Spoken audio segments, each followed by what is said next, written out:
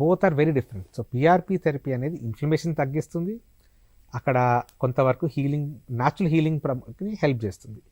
వేరే stem cells కానీ bone marrow aspirate concentrate కానీ అక్కడ అయిన డ్యామేజ్ని హీలింగ్కి హెల్ప్ చేస్తుంది. సో ఇది మోర్ ఆఫ్ హీలింగ్ హెల్ప్ చేసేది, అది నొప్పిని తగ్గించడానికి పిఆర్పి, ఇన్ఫ్లమేషన్ ఆర్ నొప్పి తగ్గించడానికి.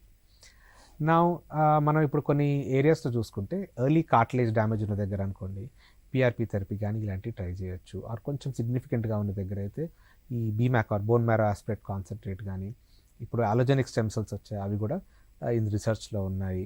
సో ఎక్కడైతే మనం అంటే బాడీ నుంచి తీయకుండా డైరెక్ట్గా ఒక వయల్ రూపంలో వస్తుంది మనకు ఇంజెక్షన్ లాగా, దాన్ని ఇవ్వడానికి అనమాట. So lot of study is going on with good promising results. So ఒక్కొక్క దాని అప్లికేషన్ ఒక్కొక్కటి.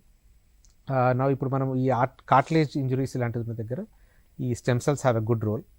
నా దీంట్లో ఇంకా కొంచెం సివియర్గా ఆర్థరైటిస్ ఉంది, డిఫార్మిటీ లేదు, అంటే కాలు బెండ్ అది లేదనుకోండి, అలాంటి వాళ్ళకైతే ఇప్పుడు ఇంకా మనకి లేటెస్ట్గా చూసుకుంటే 3D కొల్లాజన్ స్కాఫోల్డ్స్ అని వచ్చాయన్నమాట. అంటే అక్కడ కార్టిలేజ్ ఎక్కడైతే డ్యామేజ్ అవుతుందో బోన్ పైన అక్కడ దాన్ని ఫిక్స్ చేసి దాని లోపల ఈ బోన్ మ్యారో కాన్సన్ట్రేషన్ ఇన్ఫిల్ట్రేట్ చేస్తాయి.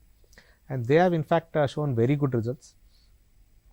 అలా ఫామ్ అయ్యే cartilage is almost 90 to 95% identical to our natural cartilage.